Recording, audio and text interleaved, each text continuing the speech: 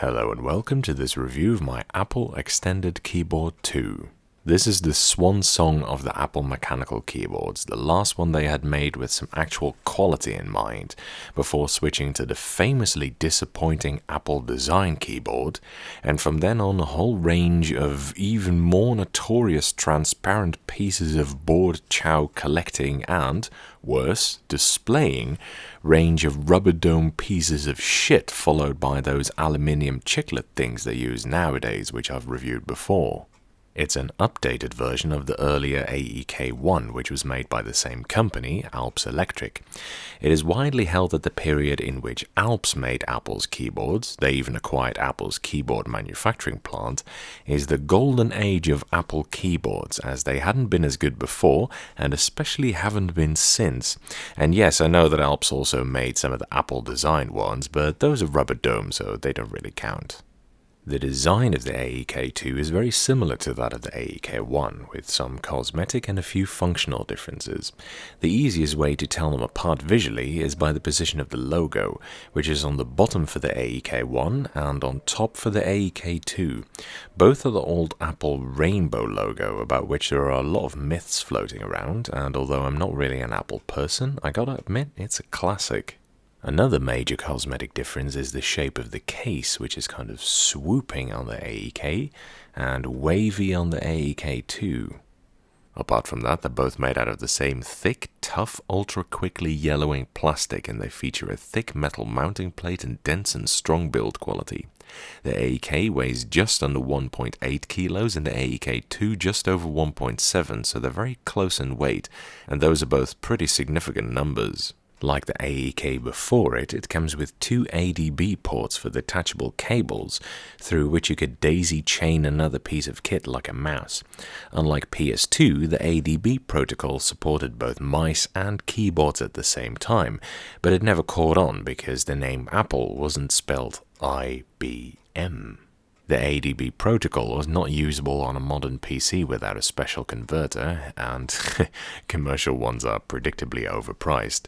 But I'm still using the trusty old custom one Tom put together for me. I've heard it's not too complicated to wire up your own though. One of the biggest functional differences with the AEK is the addressing of an issue that's plagued Apple keyboards since their inception, and even after this keyboard was released, which is Apple's stubborn refusal to include feet to elevate the keyboard. So, presumably out of pure spite towards all those ignorant customers with their pesky demands who dared ask for something as sacrilegious as keyboard feet, they came up with what I dubbed the AEK II monopod, which is this piece of work here that runs along the entire length of the keyboard pretty much. Instead of the standard two flip-out feet, they use this single enormous scroll-out bar instead, which is operated by a simple mechanism on the inside.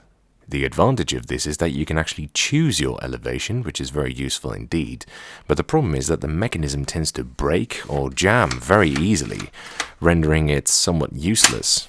Also, one problem I found is that unlike two separate feet, you can't put it over the foot of a monitor. See, normally I put my keyboard quite close to the screen, like this, but with the monopods that's impossible, because it would stand on top of the monitor's foot, which doesn't really work. I mean, it's kind of wobbly like that. I know the rather comical thing is just how far you can extend it. If you scroll it all the way out, it extends so far that you end up with a ridiculous amount of tilt on your keyboard. Here's an example of what that looks like. I can guarantee you that this is not an ergonomic typing position. Both the AEK and the AEK II use the same type of thick, dye-sublimed PBT keycaps with Alps mount stems, which are an easy target for use on other boards if you can tolerate the hideous italicized font they used. And yes, I know some people like it, but then again, someone smeared 1100 liters of peanut butter on a floor, and they called that art too. PBT keycaps for Alps switches are few and far between, and really if you want normal looking ones, your only real option are those from the Alps made first generation Dell 8101 keyboards, which usually go for princely sums partly because of these caps. When I first put out the video of one of these, I quickly got a stack of requests to sell the keycaps from it. The biggest functional difference between the two extended keyboards, though, is that although the AEK I generally came with tactile Alps, such as oranges or in this case salmons, all but the very oldest AEK II keyboards came with dampened tactile Alps instead, which are quite a different kettle of fish. This one uses cream damped switches. They use pretty much the same construction, but dampened Alps use two little rubber dampers in the slider to cushion the impact and the impact sound of the slider hitting the lower and upper shell, which is a pretty clever design that has since been replicated by Cherry in their silent switches. Although the dampers are remarkably effective at silencing the keyboard and are relatively unintrusive towards the key feel and key travel, keeping a fair amount of the original feel intact, they by definition lead to at least some softening of the key feel, which can be described in a way as mushy, which is a word many people quickly get a rash from if it's mentioned in a keyboard context.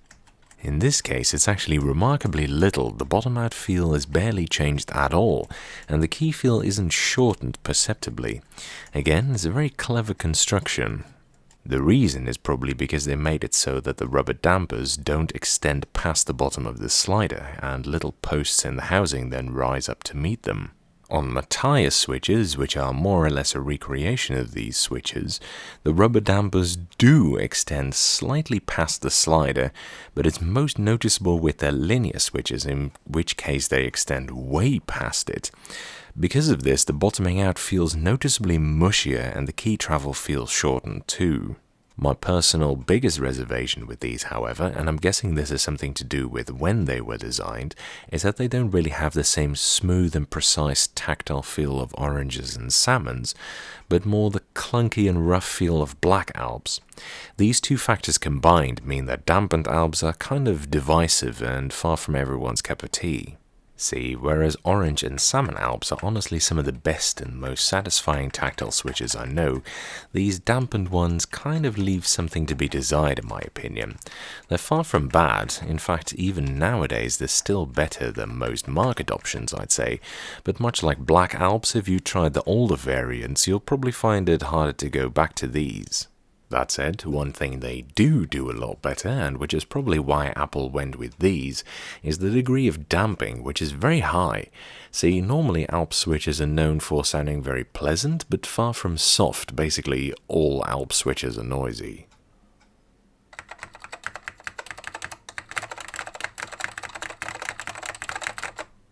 These ones, though,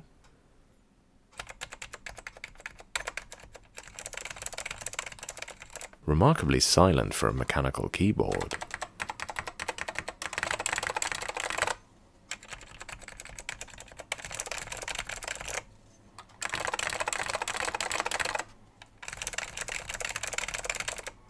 So this is basically why you get this keyboard, if the AEK I is too loud to use for you. Otherwise, I genuinely think the AEK I is a better board, purely on account of its switches. Salmons and oranges are just too good to say no to, and I'd say it also looks slightly better. Neither keyboard is rare, but the AEK II is definitely more common than the AEK I, and it is proportionally cheaper. It's one of the few Alps boards left that generally goes for reasonably cheap, as Alps prices have massively inflated the last few years. Even if you just want to customize it, it's still a good chassis to mount Alps switches into. So overall, it's a pretty damn nice keyboard and definitely a classic, but it's not the best one Apple ever made. That's still the AEK in my opinion, but it is one of the better ones. I really enjoyed breaking this one out again, and if you're looking at picking up a quiet, tactile mechanical keyboard for not too much money, you might want to have a look at getting one of these at some point. That's it for this review. Thank you for watching. I hope you enjoyed it. And following is a typing demonstration of me typing on this keyboard.